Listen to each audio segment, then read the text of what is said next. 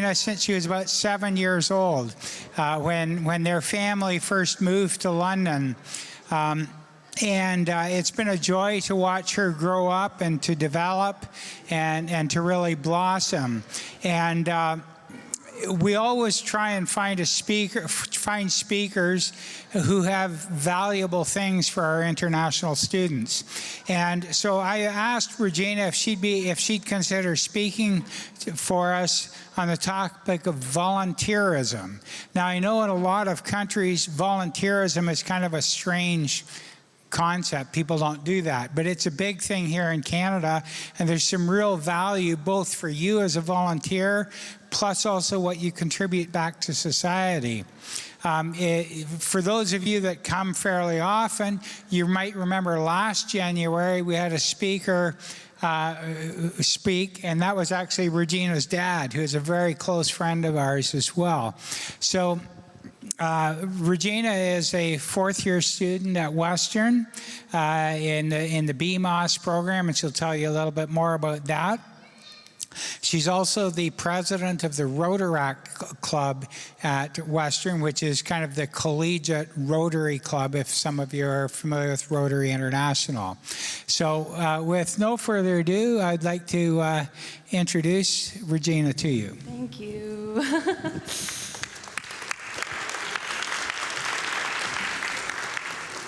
All right. Hello, everyone. Thank you so much for listening to me today. I've got a really big topic to kind of cover, and I'll try to cover it as concisely and with good themes as possible. And I just kind of want to take you guys along with my journey and how volunteering has helped me, as well as, you know, how it could help you. So without further ado, we'll get started here. So a little bit about myself. As Stuart said, my name is Regina Kazamian. I'm 21 years old. I'm in the fourth year of an honors specialization in management and legal studies with a minor in gender, women, and sexuality studies and a certificate in purpose-driven leadership. I don't know if you guys can tell what I look like, but I'm Persian, so my parents were both born and raised in Iran, but I've lived most of my life here in North America. Now, what is volunteerism? That's kind of gonna be our keyword for today. You know, you might think volunteerism is just another word for volunteering, but that's not quite the case. A technical definition I found on Google was that volunteerism is the practice of freely giving your time, skills, and energy to benefit others, communities, or causes without expecting payment, driven by a desire to help and make a positive impact. It's a pretty good definition. I have a little bit of a different definition. It's maybe a bit more lengthy, I'd say. And my definition of volunteerism is it represents an essential form of citizenship, community building, and human connection. To give one's time, resources, effort, or ideas is rooted in kindness and generosity, which are qualities that are accessible to all of those who participate. That's a pretty long definition, and I know that might kind of run past your head. When I was first writing it out, it sounded really good, and then when I read it out afterwards, I was like, that's pretty wordy. But through these slides, you're gonna kind of see what I mean by this definition. And, you know, furthermore, there is a difference between volunteering and volunteerism, right? Volunteering is the act of volunteering. You go to a food bank and you help. You mow someone's lawn for free. You donate some cans to a food drive. That's volunteering, okay? And that's great. I do volunteering all the time. I'm a volunteerer. But there's a bit of a difference between volunteering and volunteerism. And that is, volunteerism is a lifestyle. It's an attitude. It's something you embody, okay? You're not just a volunteer. You are actively doing volunteerism. And I know that sounds kind of weird, kind of different, but you'll see that maybe in your own life, you are embodying volunteerism more than you think. And that's kind of what I hope to express to you guys today. So, part one. learning volunteerism and the stepping stones of how I first started learning the spirit of volunteerism. Now, there are a couple of stepping stones that kind of have gotten me to where I am today. The first thing is, I actually wasn't born in Canada. I was born in Los Angeles, America. Yeah, fancy, I know. I was actually born in the valleys, which I don't know who's up with the latest media, but that is where the Kardashians are. So I was kind of like next door neighbors, not really though. We lived in townhouses with my grandma. But they were kind of like basically up the street, and so I was living in LA. I was, a valley girl, an LA girl. But that wasn't actually that good. We had humble beginnings. I don't want you guys to think that I was in LA and I was driving my Porsche, going to Air One and drinking a smoothie. I wasn't like that, okay? My mom did not have a very good job. She was not making much money. Neither were my grandparents. They worked at a gas station. My mom was a teller at a bank. And my dad was stuck in Iran. He couldn't come to America because of political differences.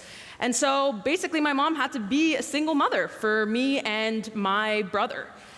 We did not have a lot of space. It was just me and my family in one room. Me and my mom usually slept on the floor because there wasn't enough room. And my mom was so busy trying to make enough money to provide for my brother and I that she couldn't really be around that often. And so what did I learn from being in LA and in that environment wasn't really a good thing.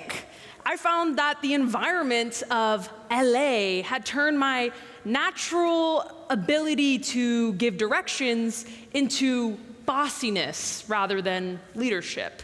And that's not a good thing. You might think a little girl who's a little bossy is really cute, but not so much, all right? I remember when I was playing in preschool, and me and my friend were playing with our dolls, and I was acting like a little brat, and I threw my doll across the room, and I was like, go pick it up. And she did. And I thought that was okay. I thought that behavior was normalized, and that's what I was seeing around me, and that was fine. But moving to Canada, finally, where we reunited with my dad, made me realize that that behavior was not normal. It wasn't good. I remember then when I was playing with my friends outside, and I don't remember exactly what I had did, but I remember my friends going to me, you have to say sorry for what you just did. And I was like, huh? What? And they said, you have to apologize. You have to say sorry.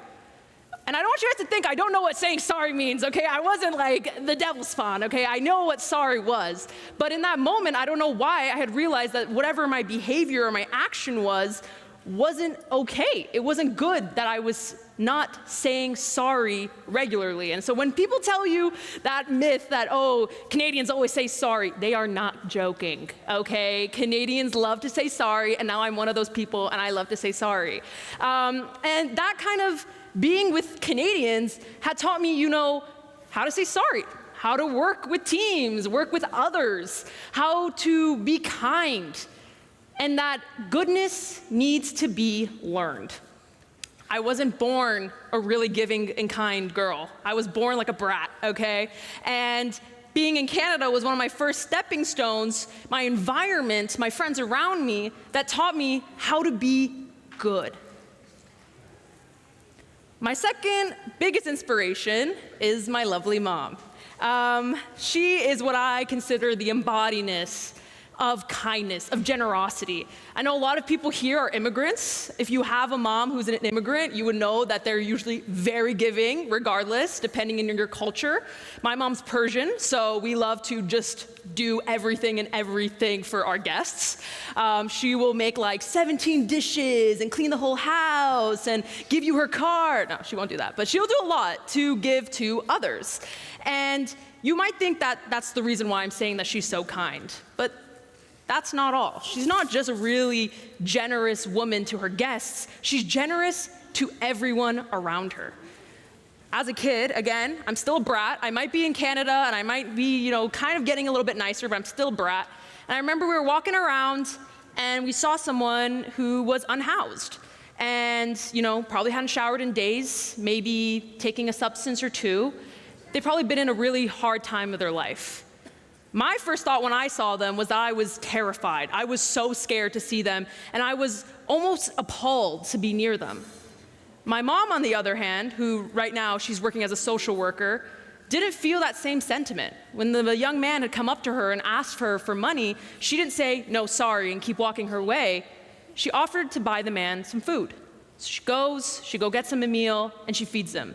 At this point, we're still not really well off yet. We're just starting off on my parents are just starting their jobs back in Canada, but she still sacrifices her time, her money, to give to this person when no one else was watching. It was just me. And I'd realized that my mom was a really kind and generous person. She taught me to treat everyone like humans. She is the person that makes me want to put myself in someone else's shoes. And I'm so grateful to have someone like that in my life. Actually, when I was telling her I was writing a little segment about her in my speech today, she was like, "Huh, what? No, what? What did I do?" And I think that's really funny because, as I've been saying before, for some people, it's not intrinsically to be born kind. But for my mom, I think it's different. I think she was born with a really good heart. And sometimes when you're born with such a great attribute, you don't even realize what you're doing on a daily basis. For me, I actively have to be kind. But for my mom, it just came to her so naturally. And she was kind of my second stepping stone. My family is kind of what she made me be. And she had helped now that she has the income to do so, her and my dad have helped many immigrant families come to Canada, find them jobs, find them housing, giving them food. She gives them our cooking ware and our furniture if they need it for their new houses. She gives so much. And my mom has taught me what goodness means.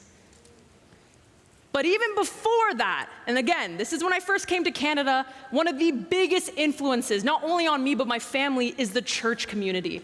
When we had first come to Canada, we had known no one. And the people who reached out to us were the church. We weren't even Christians, but they went out of their way to help us survive. Stuart and Mary, as many of you guys know, were the first people who helped us out. They've known me since I was at their knees. And they taught us true kindness. They taught me true kindness. They had given us food. They had given us connections. They even helped us gain our Canadian citizenship. This is a photo of when me and my family not everyone couldn't fit in there. And right after, they took us out for dinner to celebrate. And that was really transformative to me. That was really beautiful. And they inspired my parents. Now, the reason why my parents helped so many immigrants come to Canada is not just because of a natural intrinsic feel to do so, but because they learned from Stuart and Mary. They learned from the church. They've always been so giving, and they've given us a community. And they are also the type of people that have taught me to be kind, taught me to be generous. And if you see later, a lot of the volunteering I did outside of school was through the church. They give so many volunteering opportunities to help everyone, regardless of faith, regardless of race. And they are so, so important. My last stepping stone is actually television, or I should say, the media.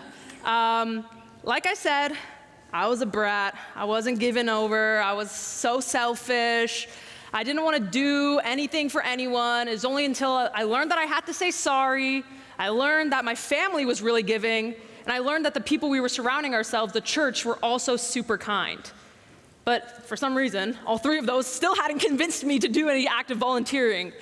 It wasn't until we were in our townhouse in London, Platts Lane, if anyone knows, right next to Western, where I was sitting on my ground and sitting on the floor, and I was watching on our box TV. I don't know, most of you guys are like my age, so you guys remember our box TVs were like this huge and static, and you had the antenna and whatever. So I was sitting down and I was watching Disney Channel, as a kid does, and they used to put on these segments that were meant to be moving, trying to inspire you. So you'd have one where, a little boy shaves his hair for his sister with cancer, or a little girl who has amputee leg runs a marathon.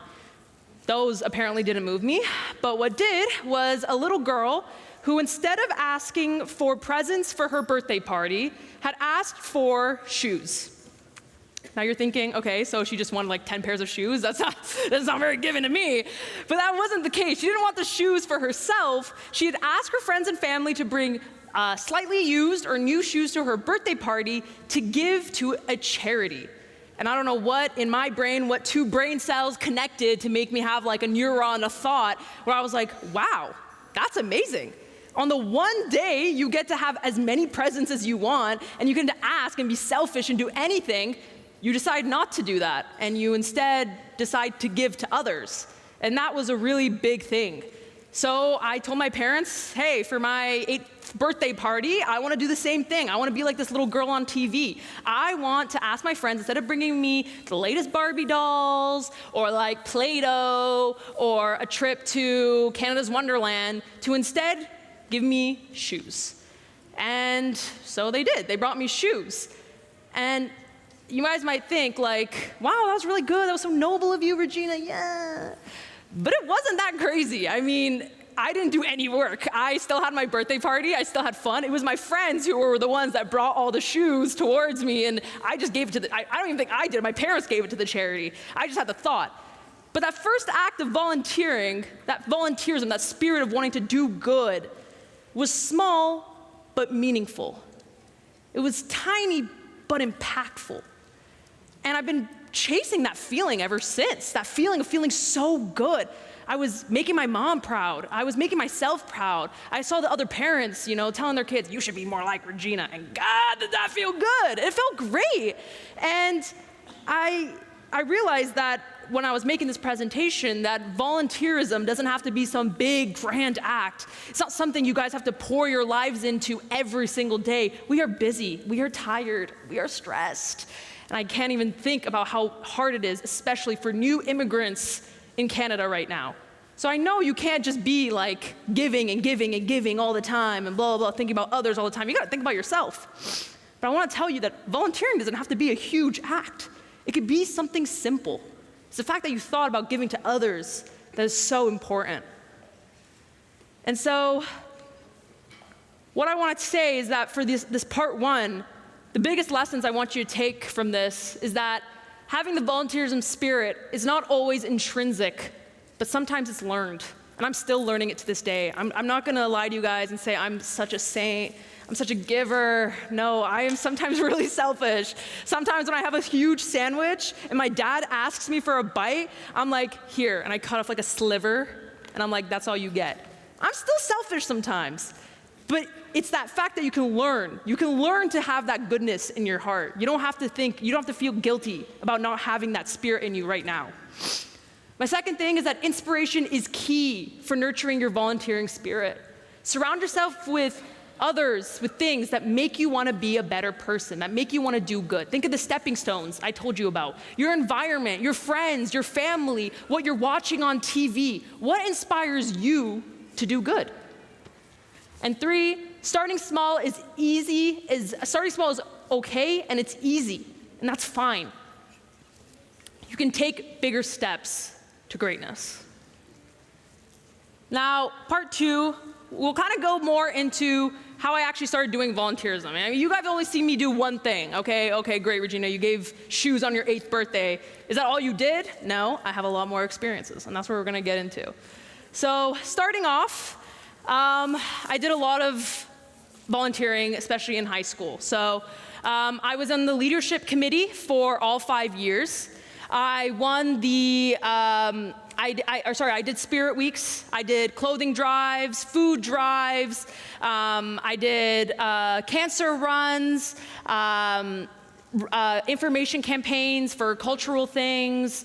I had gone to St. Vincent de Paul every Saturday morning, woke up at 6 a.m. to go and give sandwiches to those that are unhoused.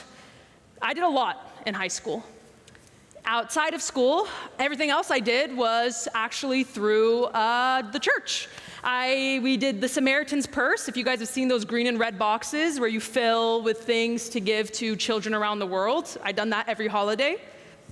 I did church camp as work crew. I did 2 full months of cleaning toilets. It was awesome. I was in my youth group. We raked lawns. We helped members in need. And I hosted families, much like many of you guys are probably being hosted at some families for the holidays. We had people stay over at our house during the holidays. With this alone, these high school years alone, I would say I probably had thousands, because I did overnights, thousands of hours of volunteer work in my name, which is a lot. But for what? You did all this for what? Well, what did it give you? You just wasted all your time, Regina. You could have been doing that playing video games. Trust me, I know. But it did give me a lot of benefits, okay? It did. There are some tangible and non-tangible things, like they gave me community and a sense of belonging. They gave me some of my most valuable experiences that were both really fun but also transformative. They gave me lifelong connections and friends worldwide. I have friends in Japan, Germany, Iran, China, America. I have friends and connections everywhere. It made me feel good about my place on earth. It made me feel like I had a purpose. And it also improved my mental health and self-image. It made me feel good. Volunteering felt really good. But you might be like, okay, that's still not enough. Okay, you feel good, Regina, great, blah, blah, blah, this like humanitarian, yada, yada. And I get it. Some people do not think with their hearts, they think with their brains, and I'm one of those people, okay? So what did it give me that was like actually advanced my career and advanced my academics? How did it help me as a person who wants to grow and make so much money when I'm older? Yes, I like to volunteer, but I still want to be rich. Don't get that wrong, okay? So I won the only granted leadership award in my graduating grade. There was only one scholarship, and I was the one who got it. I won the most accolades of my graduating grade. I got 5 scholarships and 3 awards upon graduation. I got into all the universities I applied to. I got many recommendation letters from connections from volunteering and from school. I learned incredible soft skills to help me find jobs. I learned time management, I learned communication, I learned teamwork, I learned organization, I learned paying attention to detail. I learned all these skills that you can put on your resume to get a job. And with that, I also secured many job interviews. I had jobs hire me on the spot, interview me on the spot because they were so impressed with my resume, okay? So if you're thinking volunteerism, whatever, it makes you feel good about yourself, it gives you good self-image, it makes your self-esteem high. I know that might not be enough for a lot of you, but it gave me all of these as well, and right now it's even giving me more. I also want to emphasize that there is something for everyone. If you're still not convinced, you're still not sure, what do I do? What kind of volunteering is good for me? I don't want to, go and sort food. That sounds boring. Or I don't want to, run for cancer. I hate working out. I get it, okay? There is so much stuff you can do. And this is just some, all right? You can do social services, environment, animal welfare, art and culture, professional volunteering, academic volunteering, healthcare, food security, homelessness, community, religion, advocacy. You can even go on a protest believing on what you believe, fighting for what you believe in, and that's an act of volunteerism. It's passion, it's giving back, it's speaking for those who can't speak. You can go plant trees, you can go wash a dog at the shelter. You can go and talk to some elderly people who haven't had their family visit them in years. There are so many ways you can volunteer. You can find something that interests you, and finding that will really, really change your life. So the lessons I learned for this part of my life, my high school years, was that volunteerism has many emotional and well-being benefits. Volunteering experiences helped me grow professionally and academically. And finally, that there are millions of ways to volunteer, and it's important to find what you're passionate about. Now, for this last part, we're going to talk about how I became through volunteerism. Where did I find my purpose? What is volunteerism? Right now, you might still be thinking, it just seems kind of like volunteering. It doesn't really feel like that spirit of volunteerism. How is the spirit of volunteering changing you as a person, making who you are? Well, that's where we get into my university experience. So my parents right now live in British Columbia. That's where I was for the past 6 years. Right now I'm in my 4th year, so I've been 4 years back in London. But when I first came to Western, I was so homesick. I was confused, helpless, scared, unsure. I just started bragging to you guys, saying I got so many scholarships and I was so smart. And then I go to university and I dropped 20% in my grade point average. I was getting 50s and 60s when I've only ever seen 90 pluses. I was in my bed, crying alone, when usually if I was feeling sad, I'd just go to my parents' room and talk to them. I was making friends, but I didn't have solid feet on the ground. I didn't have that real sense of belonging. And one of maybe the hardest part for me is that, as you guys know, I'm a business major, and the whole reason that I had made my parents, my dad, by the way, he's a professor at UMBC, and that's the university in Prince George. So if I had stayed there with my dad and my mom, I would have gotten free tuition. I wouldn't have had to pay rent.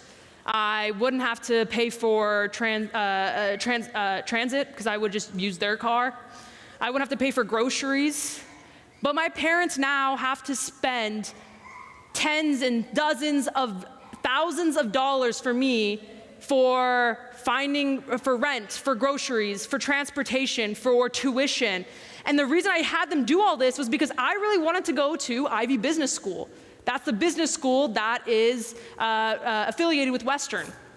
The whole reason I made my parents spend all this money, the whole reason I was dealing with all this hardship, the whole reason I was telling so many people that I had these big dreams and I was gonna be on the Forbes 40 under 40 was because I was gonna get into Ivy Business School and then I was gonna get a job that paid me $200,000 per year right off the bat. I had these huge dreams and I told everyone about it and I failed. Even with all that volunteering work and all those high grades, I was not enough for Ivy Business School. I got rejected, and not once, but twice, okay? So I've dealt with my failures. I know what it sounds like for now that I've just been on the high rise, but boy, did I hit rock bottom. I was feeling really depressed, anxious, feeling like I was a huge, huge failure. And to this day, I still get those spurts of feelings where I'm like, am I a failure? Are my parents disappointed in me? Did I let down everyone who thought I was gonna be so great? But that's not really the case, all right? I found something that I'm really proud of, and that's through Rotaract. It's my pride and joy. Who here, by a raise of hands, has heard of Rotary International? To the raise of hands. Oh my goodness, not many. All right, let me give you a little crash course, okay? Rotary International is one of the oldest and well-established global charity and volunteering organizations. They've been established for over 100 years. They have 500 plus clubs worldwide, and their main commitment is to give to others. They're a nonprofit, they're non-political, non-religious. Their whole point is just to give to others. They have built playgrounds. They have helped young teen mothers worldwide give birth. They've helped with diseases. They ended polio. They've built schools. They've given people clean water. Anything you can think of that's a problem in this earth, Rotary has done something to address it. So I am part of something so much bigger than me. In high school, I was part of the Interact, which is the high school strand of Rotary. Then when I went to university, first 2 years, I was the director of liaison, so I was helping connect with Rotary and Rotaract and Interact and connecting them all together. And I was also a counselor at the Juvenile Diabetes Camp, which is a camp, overnight camp that gives children with type 1 diabetes and their family a free time to stay at these camps. And I was just so happy to be a part of it. But again, during those first 2 years of university, I was rejected twice and I was feeling pretty bad. And that was until I applied to become the president. And lo and behold, I won by a landslide. Within my first 2 months of being president, I doubled our membership. I collaborated with over 15 other businesses, clubs, and organizations. We are in the midst right now of raising $10,000 for the Juvenile Diabetes Camp completely through grants and charity. And we've done so many things for our community. We've planted trees, we've helped the elderly, we've cleaned parks, we've sorted food. We've done so much stuff. And I get to work with this incredible team who's just as passionate as I am. And it's made me feel so proud to be a volunteer. Now, if anyone here had followed me on Instagram these past few years, you would see almost every other day I'm posting something about my club. I love giving back. I love, raising money for charity. It's an addicting feeling. And the thing is, I'm not doing it just for others. I'm doing it for myself too. Volunteering doesn't always have to be a completely selfless act. It can be a little selfish too. It can make you feel good about yourself. It can make you want others to feel proud about the work you're doing. And I think that it's mutually beneficial. You can feel good about what you're doing for others as well as feeling good about what you're doing for yourself. And that's kind of what Rotaract has done for me. It's just completely turned everything around. And so with that, I rekindled my volunteering spirit. And I feel like I'm finally becoming myself. I volunteer at the Ivy Behavioral Lab 8 hours a week. That's just a baseline every week of how much hours I'm volunteering. But now with my club as well, I can go upwards to 15 to 20 hours a week volunteering with my school. So it's kind of like a part-time job on the side, and I love it. I fell in love with advocating, fighting for what's right, and engaging every day in my values. I've done so many protests, so many educational presentations. I'm really big about social change, and I get to do that through my volunteerism, through volunteering. And my mood has increased, but so have my accomplishments. Okay, I've started to kind of make a name for myself within my community, within my other students around me, my friends. I got accepted into the first ever cohort of the Ivy Certificate in Purpose-Driven Leadership. So yes, I got rejected twice from their business school, but I got accepted into their leadership program. So that's one thing I'm super proud about. I was highlighted by my social science faculty as a student story of success, where I talked about basically all the stuff I'm talking to you guys about right now. That's a little screenshot of that.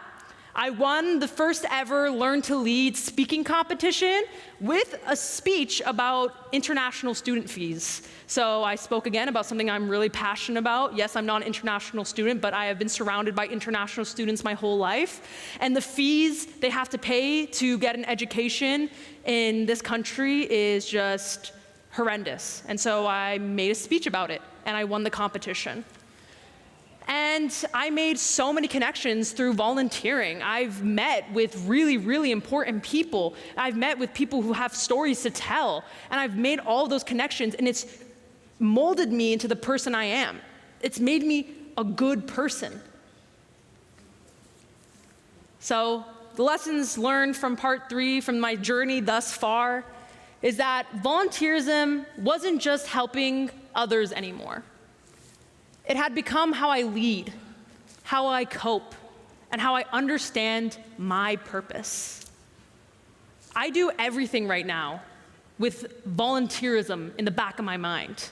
One of my jobs was through it was volunteerism. I worked at a recycling environmental action planning society, and I started a startup, a regional startup called the Gleaning Abundance Program, where it worked for food security. We had picked fruit trees in British Columbia that were being left to drop and bears were being attracted to, and instead picked them so the bears wouldn't be killed, and repurposed them and gave them back to the community.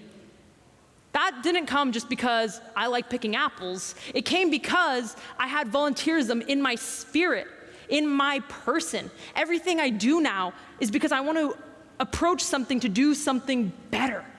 I don't want to just make $1 million because I'm a day trader. No, I want to make $1 million because I've also done something to help others.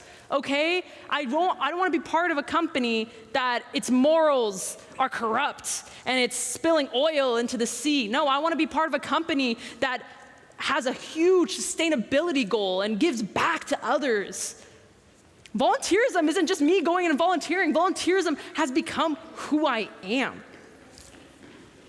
It went beyond giving me just a good resume, even though it has given me a great resume, okay? It taught me about failures, pain, tragedy, and most importantly, resilience.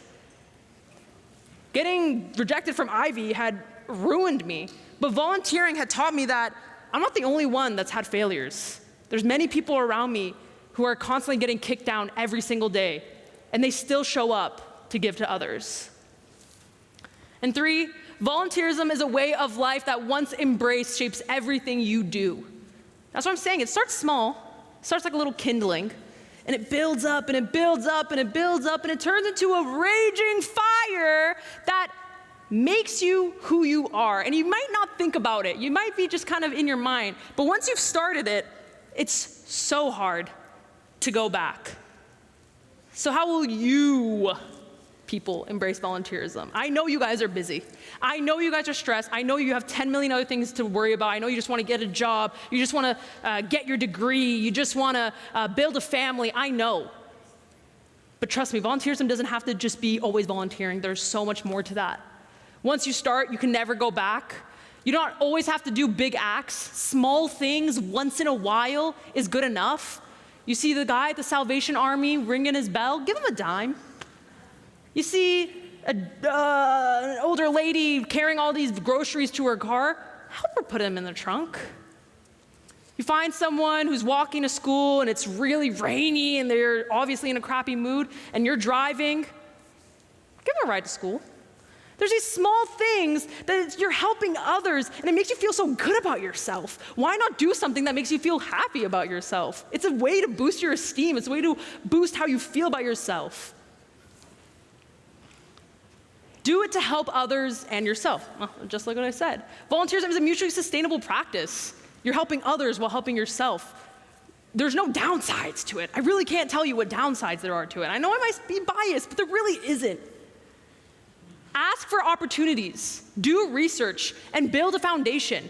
If you're like, I don't know where to volunteer, I've never heard about volunteering opportunities, just do a little research.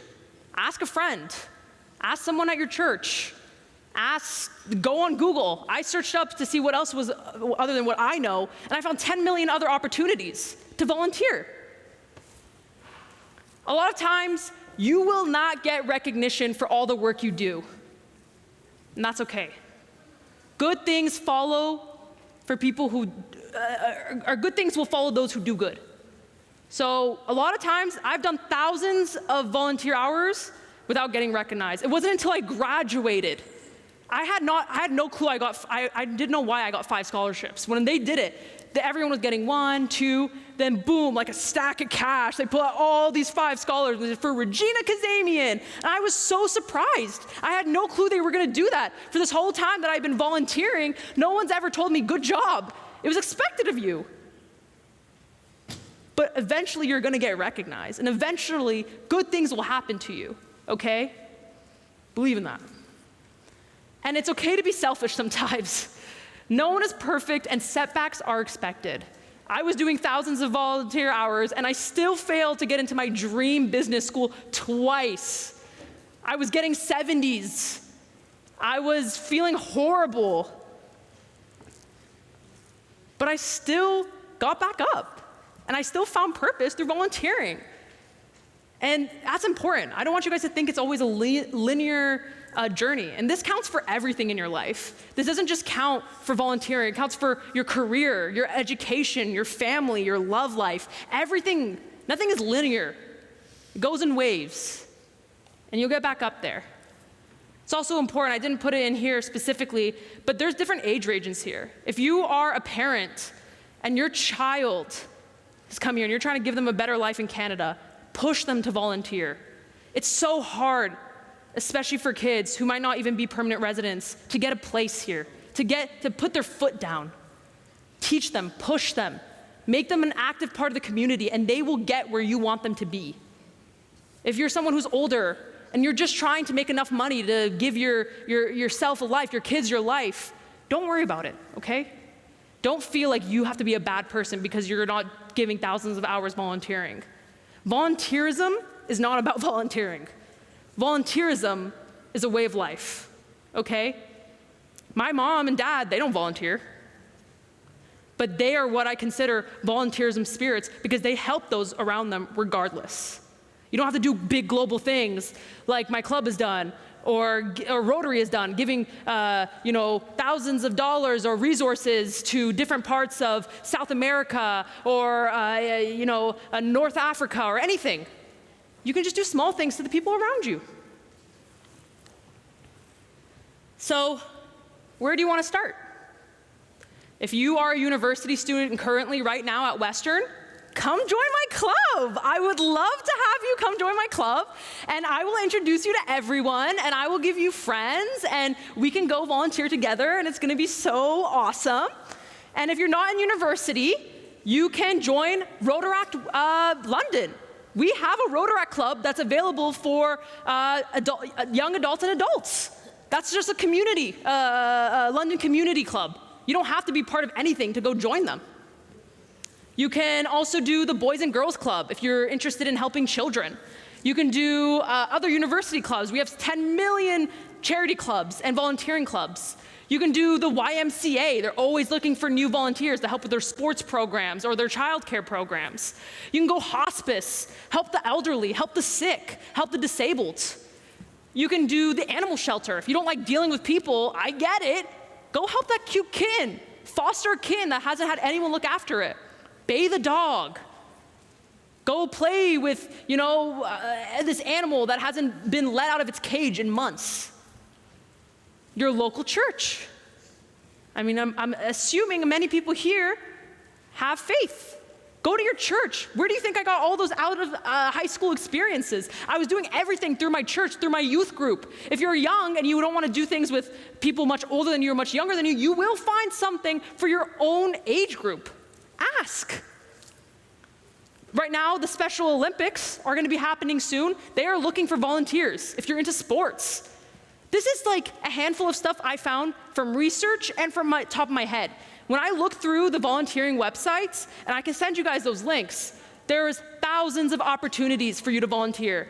And volunteering will not only help you, it'll also give you connections. If you want a job, I've gotten a lot of connection because Rotary International people are usually these really well-established, retired people who have 10 million connections, and they told me to make a business card, and I did, and I gave it to them, and now I have connections with these huge business guys that might be able to give me an internship. You guys can do that.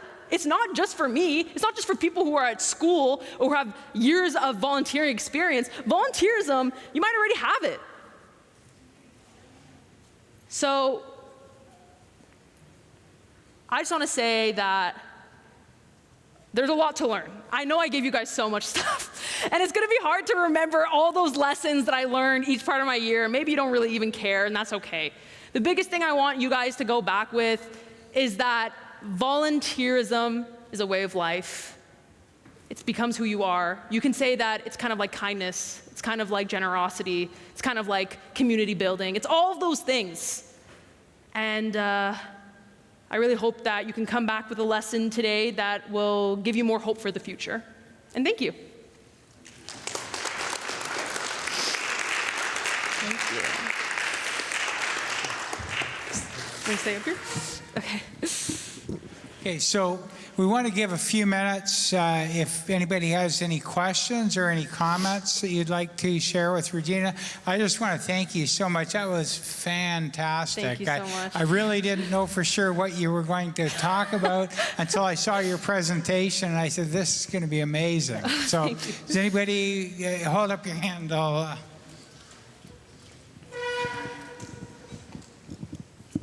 Hi, everyone. Hi, nice to meet you. Hi, thank you very much. That was a really nice one, and I got a lot to learn. So I just wanted to ask, I worked in the United Kingdom for 2 years as an healthcare assistant. So if I'm willing to volunteer to work in the hospital, because I work with adult care, autism, child, everything. So if I am willing to volunteer as a carer in an hospital or in a care home or wherever, how do I go about that? So, thank you. Each place has a website where you would go to personally sign up.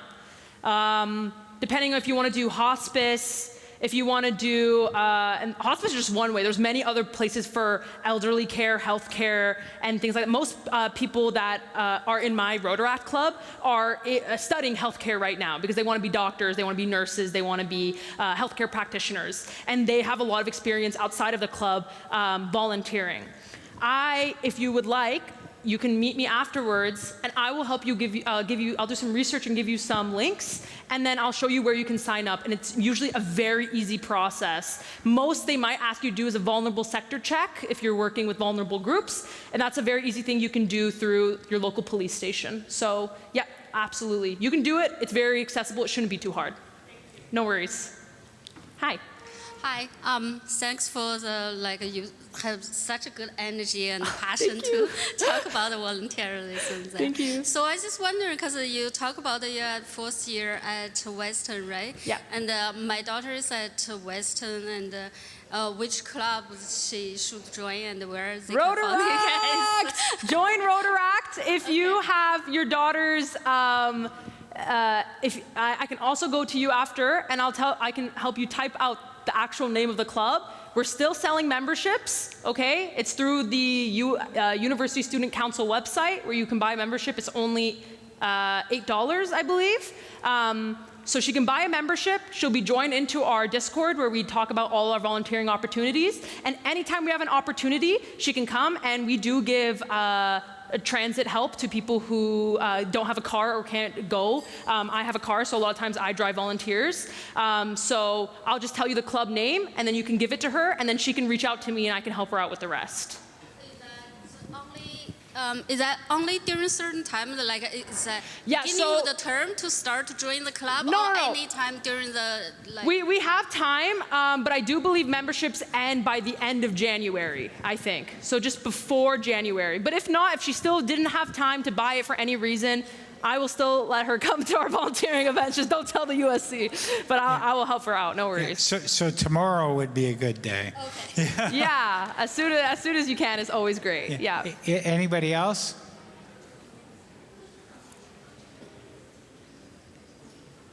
Anybody else have a question or a comment?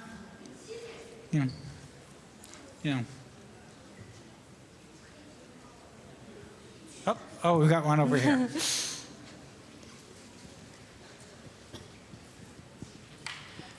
Thank you. Your speech is really amazing. Oh, thank you. But I have maybe a little bit go further. I just want to know how did you train yourself to give such a wonderful speech? Oh, yeah. This ability is really demanding for Chinese students. Oh. Yeah, they're usually very shy. When they stay on the stage, they, I will introduce a topic. It's a totally different impression. Yeah, you give me a strong impression. How did you train yourself for such a good, amazing speaker? Oh, thank you so much. I really appreciate it. Thank you.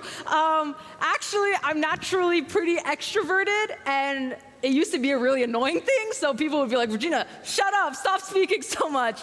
And so I kind of tried to turn it into a skill that I can use for public speaking. So it comes to me naturally just because I'm really loud and I like to talk a lot anyways. But because it's also about a passion or a topic I'm so passionate about, it helps to speak, and it makes me feel excited to see other people engaged. Yeah. But thank you so much. So yeah.